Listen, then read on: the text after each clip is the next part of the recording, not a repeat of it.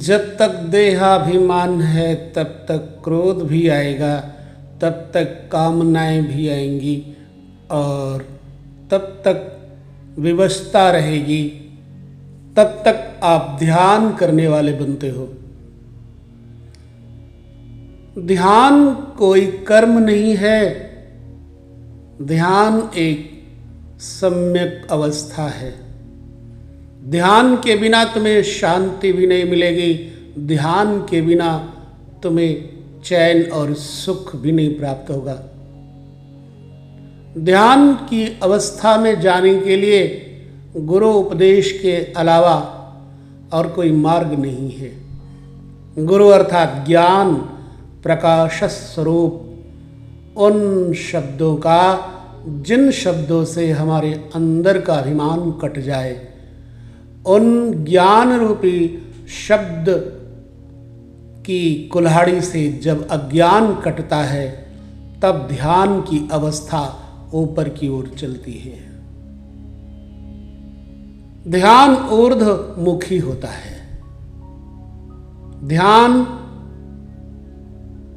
जितनी गहराई में स्वयं को ढूंढने का प्रयास करोगे उतना कठिन लगेगा, परंतु ढूंढने का प्रयास करना निरर्थक नहीं होगा। ध्यान करने का प्रयास सार्थक होगा। प्रयास करने का अहंकार तब तक नहीं समाप्त होगा जब तक तुम थक नहीं जाओगे।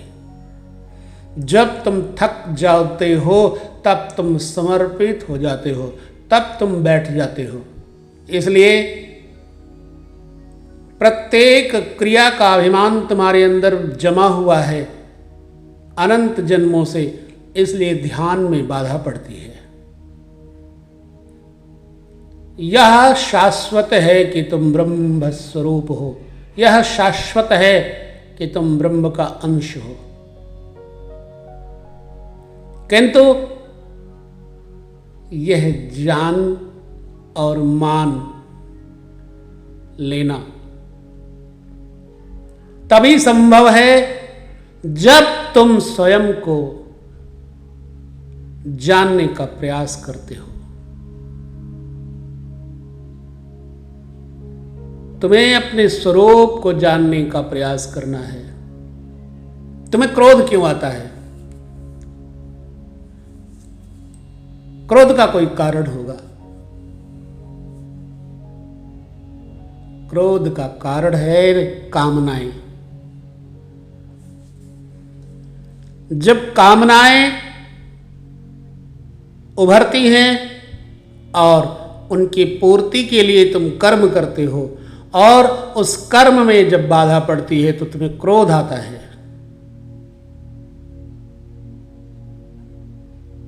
और जब वो कर्म पूरा हो जाए और वो मनचाही वस्तु मिल जाए तो अधिक पाने की लालसा उत्पन्न होती है, तो क्रोध नहीं जाएगा। क्योंकि जब तक कामना है तब तक क्रोध रहेगा ही रहेगा। कामनाओं के रहते क्रोध नहीं जा सकता। गीता जी में स्पष्ट लिखा है, काम एस क्रोध एस रजो गुण समुद्भव।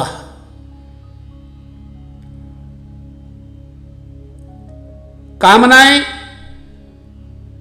बहुत होती हैं तो क्रोध उत्पन्न होता है और ये सब रजोगुण से उत्पन्न होते हैं। तुम चाहते हो सुख लेना, सुख चाहना बुरी बात नहीं है, किंतु सुख भोगना बुरी बात है। तुम सुख भोगने का प्रयास करते हो। भोग कोई भी हो, भोग होता है, चाहे वो दुख का हो चाहे वो सुख का हो। ध्यान को तुम भोग समझते हो तब तक तुम ध्यान नहीं कर सकते हो। ध्यान भोग नहीं है, और जब तक ध्यान भोग है, सुख की अभिलाषा है, तब तक आपका ध्यान आपको सुशांत नहीं कर सकता, प्रशांत नहीं कर सकता। क्योंकि तुम चाहते हो सुख, ध्यान से सुख चाहते हो। चाहना खत्म करके ध्यान करना है। ध्यान करने की इच्छा होना सात्विक है, परंतु इच्छा में विघ्न पड़ने से भ्रम और क्रोध उत्पन्न होते हैं। निश्चित बात है कि तुम्हारी इच्छा में बाधा पड़ेगी। इसलिए कोई भी इच्छा ना करते हुए ध्यान किया जाए। तुम शाश्वत हो, तुम सत्य हो, परंतु तुम आवरण हो, पर्दे में हो। किसके? अज्ञान के। अज्ञान के पर्दे में ढके हुए अहंकार और स्वाभिमान, इच्छा के कारण तुम अपने स्वरूप से दूर रहते हो। इसलिए हमें स्वरूप का सुख नहीं मिलता, इसलिए हमें ध्यान का सुख नहीं मिलता।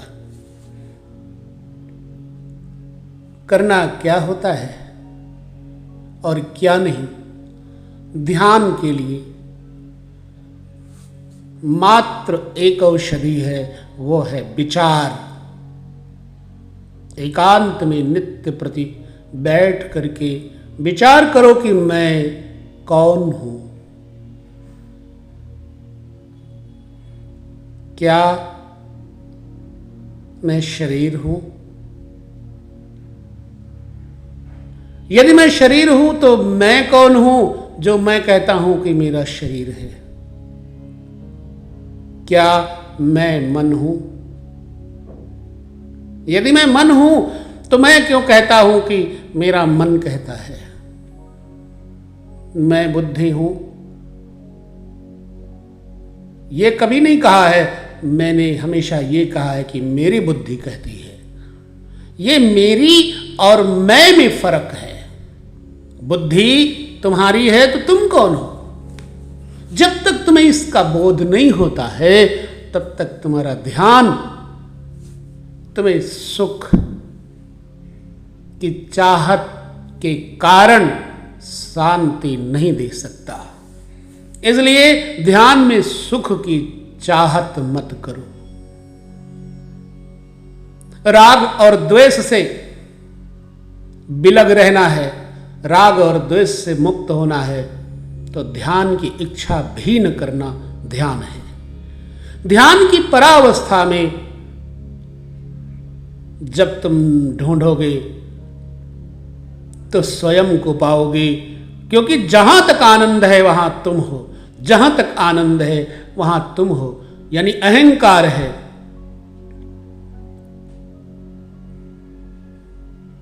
अन्नमय कोश, प्राणमय कोश, मनोमय कोश, आनंदमय कोश और विज्ञानमय कोश। इन पांचों कोशों से तुम अलग होने की चेष्टा करो। तुम चेष्टा करो कि मैं स्वयं को जानने की इच्छा कर तो रहा हूं, लेकिन मैं बीच में आता हूं। ये मैं बीच से निकाल करके, हूं बीच से निकाल कर ओम का ध्यान करो। ओम का प्रतिक्षण अनवरत रूप से जब झंकार निकलने लग जाएगा तो तुम ध्यान की अवस्था में धीरे धीरे गहराई में उतरते चले जाओगे। ओम में जपते जपते अपने श्वास श्वास से अपने मुख के और कंठ के, नेत्र के, कर्ण के प्रत्येक द्वार के अंतर्गत जब तुम जपने लगते हो तब तुम्हारा आनंद तुम्हारे अंदर प्राप्त होने लगता है। आत्मस्वरूप ब्रह्म स्वरूप का चिंतन करते रहना।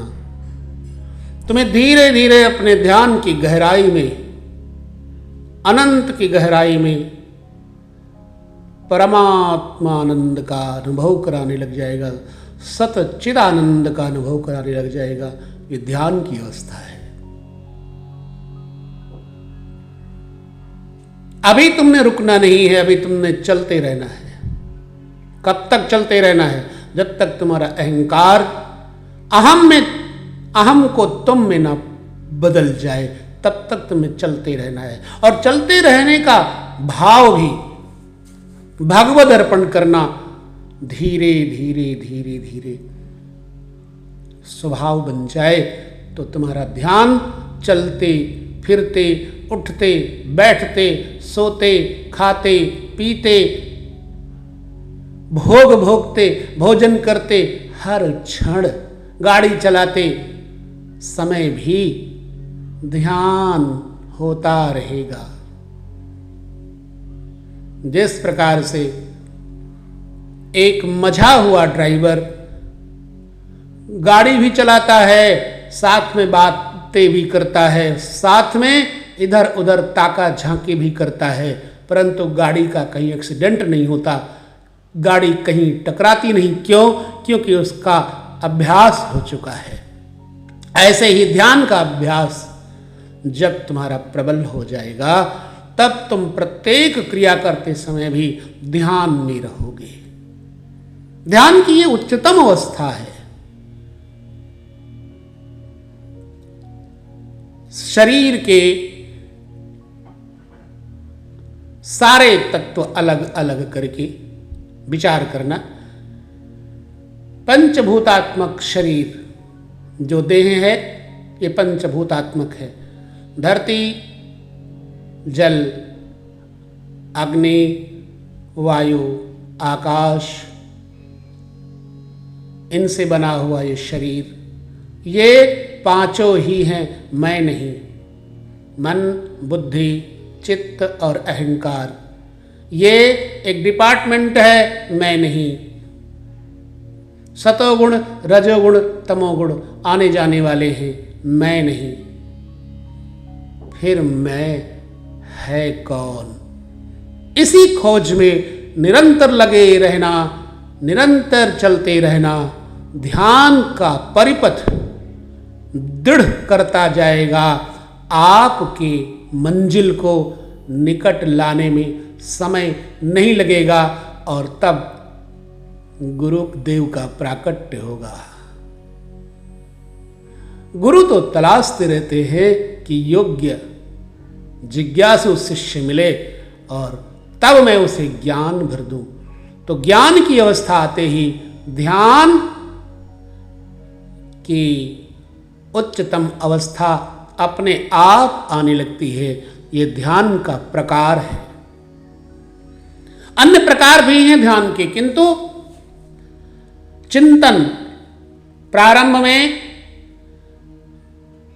गुरुमुख के दिए गए वचनों से ही होता है, अथवा शास्त्र के वचनों से ही होता है, पुराणों के वचनों से ही होता है। इसलिए शास्त्र, पुराण और गुरु वचन का आश्रय लेते हुए ध्यान का प्रयास करें। जब आप प्रयास करते हैं, करते करते थक जाते हैं, तो ध्यान स्थित होने लगता है। एक बात अवश्य करना है कि मैं शरीर नहीं हूं, इतना ध्यान रखना है। मैं अहंकार नहीं हूं, इसका स्मरण रखना है। मैं आत्मस्वरूप, मैं भगवान का अंश हूँ, मैं भगवान का हूँ, मैं भगवान का हूँ और भगवान मेरे हैं। मैं भगवान का हूँ, भगवान मेरे हैं। ये उत्तम से उत्तम चिंतन आपका धीरे धीरे हम और हमारे पे आ जाएगा। हम भगवान के हैं, हमारे भगवान हैं, हम विश्व में हैं, हमारा विश्वात्मा भगवान सब में है, सब में हरि है, हरि में सब है। इस प्रकार का चिंतन जब दृढ़ हो जाएगा, तब तुम्हारा ध्यान भी परिपक्व हो जाएगा और तब शांति मिलेगी। धीरे धीरे अभ्यास करते जाइए और गहराई में डूबते जाइए। ध्यान की इस अवस्था के लिए लगातार गुरु वचनों का श्रवण ही मूल कारण है ध्यान में